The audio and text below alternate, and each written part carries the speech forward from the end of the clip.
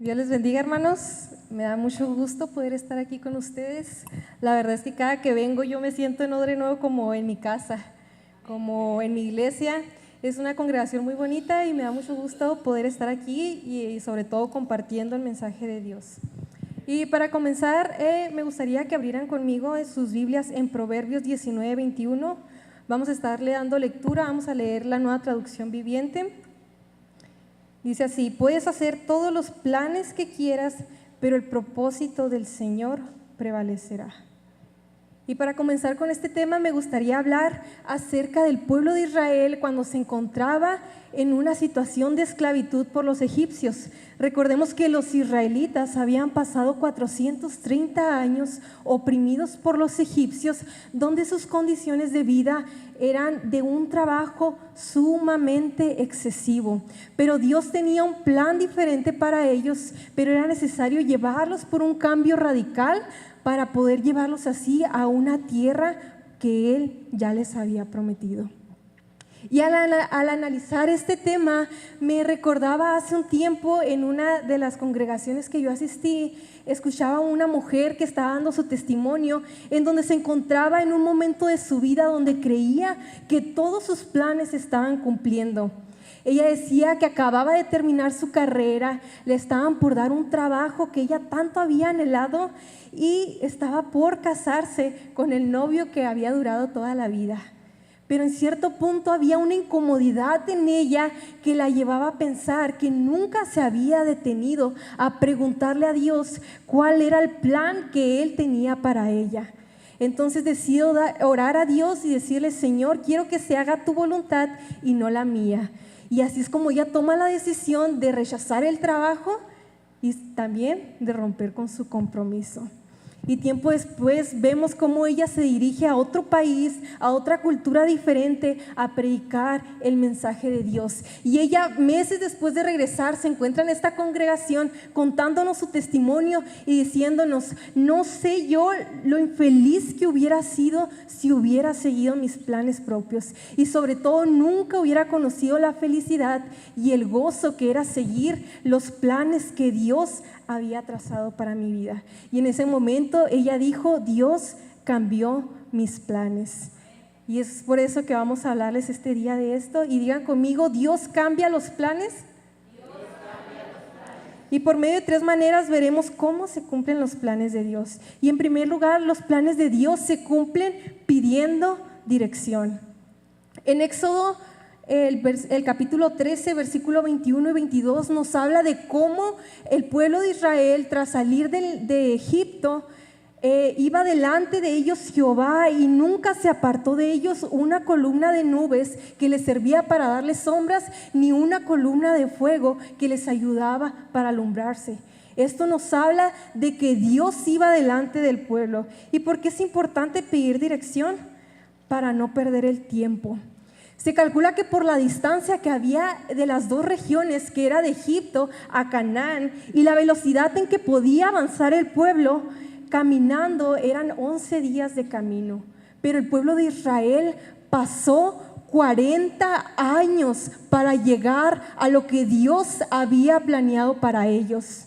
Y esto fue debido a su desobediencia y debido a su incredulidad. Tardaron 40 años para que ellos pudieran ver lo que Dios les había prometido. Y con esto pensaba, hace un tiempo estaba hablando con un joven de mi iglesia, que no quiero decir nombres, pero tiene el nombre de uno de los líderes del pueblo de Israel, y no es Moisés, y se encuentra aquí presente. Pero hablábamos de una mala decisión que tomó en su vida, donde no consultó a Dios y decidió ir tras una filistea. Nosotros llamamos que fue un error, no haber pensado sabiamente. Él dice que es un testimonio de poder. Entonces, pues cada quien, ¿verdad? Pero en la plática decía él: no me imagino si tal vez en el momento en que yo tomé esa mala decisión, era el momento en que Dios había determinado poner a la persona indicada en mi vida. Y llegábamos a la conclusión de que Dios nunca te va a dar algo si tú no estás listo para recibirlo. El pueblo de Israel, el tiempo en el desierto fue un tiempo de prueba y un tiempo de preparación. En el desierto fue un momento de transformación. Y déjeme decirle, hermano, que el tiempo en el que tú vas a poder ver cumplido lo que Dios ya tiene para tu vida, se determinará por el momento en que tú te encuentres listo para recibirlo. Volvemos a decir, Dios jamás te va a dar algo si tú no estás listo para recibirlo. Pero no nada más es necesario para no perder el tiempo, sino para no morir. Números 14, de 27 al 29, Dios le dice a Moisés: ¿hasta cuándo se quejará de mí este pueblo perverso? El Señor promete concederlos lo que acaban de pedir. Morirán todos en el desierto. Las malas decisiones del pueblo de Israel no solamente los llevaron a perder tiempo en el desierto, sino que los hizo morir en el desierto. Y esto porque toda la generación que Dios había sacado de Egipto murieron y no pudieron ver lo que Dios había planeado para ellos. Y es muy triste porque ese pueblo, los israelitas, habían visto las maravillas, los milagros que Dios había hecho para poderlos sacar de la esclavitud. Y en ocasiones en nuestra vida nosotros hemos experimentado las maravillas y los milagros que Dios ha hecho en nuestra vida, pero nuestra incredulidad, nuestra vida en desobediencia y poner en primer lugar el pecado en nosotros hacen que nos desviemos del propósito que Dios tiene para nosotros. Y cuántas veces no hemos visto personas a las que veíamos que Dios había usado en gran manera, pero debido a que quisieron seguir sus planes propios, le erraron, fracasaron, llevándolos al punto de apartarse de Dios y morir espiritualmente. Y eso nos puede pasar a usted y a mí. Y en segundo lugar, en primer lugar vimos que era necesario pedir dirección. En segundo lugar, los planes de Dios se cumplen confiando. ¿Y qué significa confiar? Confiar significa no preocuparse. Filipenses 4:6 nos dice: no se preocupen por nada, en cambio oren por todo. Díganle a Dios lo que necesita y denle gracias por lo que Él ya ha hecho. La preocupación es algo muy alarmante en nuestros tiempos porque la ansiedad es el reflejo de la preocupación y vemos cómo en la sociedad los índices de la preocupación, de la ansiedad van en incremento día con día. Y hay una frase que a mí me gusta mucho para ejemplificarlo, que dice que la depresión es el exceso del pasado y la ansiedad es el exceso del futuro. Y nosotros como personas vivimos en una constante preocupación de qué va a ser del día de mañana. Y algo que yo veía, hay una psicóloga llamada Marian Rojas que hizo una investigación en la que está comprobado que el 90% de las cosas que pasan por nuestra mente, de las cosas que nos preocupan, jamás suceden. Y algo interesante que la psicología también enseña es que la base para la paz mental, para la paz del ser humano, es el agradecimiento. Y a mí esto me hacía mucho pensar en este versículo de Filipenses 4:8, porque aquí mismo la palabra de Dios nos los dice. Dice: si tienen alguna preocupación, llévensela a Dios, no se preocupen por nada y agradezcan por todo. En ocasiones tenemos que aprender a ser agradecidos porque vivimos preocupados sin saber que lo que estamos viviendo tal vez son peticiones que ya le habíamos hecho a Dios. Y confiar también significa no retroceder. Vemos cómo en un momento en el desierto el pueblo de Israel le dice a Moisés: ¿por qué nos trajiste a morir en el desierto? Era mejor ser un esclavo en Egipto que un cadáver en el desierto. El pueblo de Israel no llevaba ni una semana que habían salido de la tierra de Egipto y habían comenzado a distorsionar su pasado, creyendo que la vida en esclavitud era mejor que el plan que Dios había trazado para ellos. Y en ocasiones queremos volver a de donde Dios ya nos había sacado. Había una canción que se me venía a la mente, no sé cuántos la han escuchado, que dice: he decidido seguir a Cristo. ¿La han escuchado? Y me gusta mucho porque uno de los versos dice: yo no vuelvo atrás, no vuelvo atrás.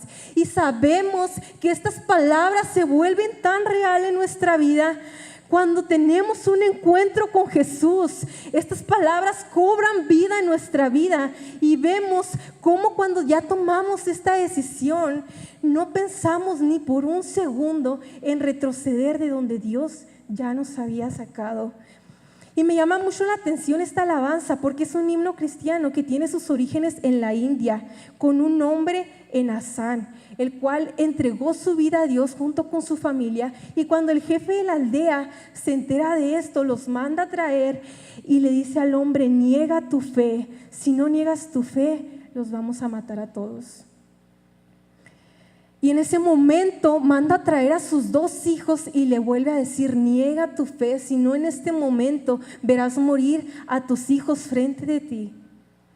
Y lo impresionante de esta historia es cómo responde aquel hombre, porque responde cantando y empieza a cantar: he decidido seguir a Cristo. Y después de eso ve morir a sus 2 hijos. Ahora mandan a traer a su esposa y le dicen: tienes una segunda oportunidad, niega tu fe y salvarás a tu esposa. Y lo sorprendente es que este hombre sigue cantando y dice: aunque nadie más se me una, yo seguiré, porque he decidido seguir a Cristo. Después de esto vemos cómo muere la esposa y le dice el jefe de la aldea: tienes una última oportunidad para salvar tu vida, niega tu fe. Y este hombre sigue cantando y dice: la cruz delante y el mundo atrás, yo no vuelvo atrás, no vuelvo atrás. Y en ese momento matan a aquel hombre, pero es impresionante porque él había tenido un encuentro con Jesús y ese encuentro lo llevó a no doblegarse, porque tenía una convicción clara que sabía de dónde Dios lo había sacado y por ningún momento pensó en regresar atrás. La historia dice que tanto fue aquella impresionante situación, aquella escena, que el jefe de la aldea tiempo después se encontraba diciendo: yo también soy de los que siguen a Cristo. Y él y toda la aldea se convirtieron a Dios. Pero todo por un hombre que no retrocedió. Y en tercer lugar, los planes de Dios se cumplen avanzando. En Éxodo 14, el versículo 15 y 16, llega un momento donde los israelitas y Moisés se encuentran frente al Mar Rojo y empiezan a clamar a Dios. Y Dios le dice: ¿por qué clamas a mí? Dile al pueblo que avance. Entonces, avanzar significa caminar. Y el pueblo de Israel pudo haber dicho: ¿a dónde vamos a avanzar? Si enfrente de nosotros está el Mar Rojo. Y no podían regresar atrás porque se encontraba el ejército de Faraón persiguiéndolos. Pero lo que Dios había dicho, la palabra de Dios era clara y le decían: avanza, no importa lo que esté frente a ti, tú tienes que avanzar. Y en ocasiones Dios no te va a decir a dónde tienes que ir, solamente te va a decir que avances. Vemos el ejemplo en Abraham, cómo Dios le dice: sal de tu tierra y de tu parentela. No le dijo a dónde, le dijo: al lugar que yo te voy a mostrar. No había nada claro en ese mensaje, pero Dios le estaba diciendo algo y era: camina, avanza, no te detengas y en el transcurso yo te voy a indicar a dónde. En ocasiones decimos nosotros: ¿a dónde, Dios? Y clamamos a Dios, pero Dios dice: camina. Y también significa vivir.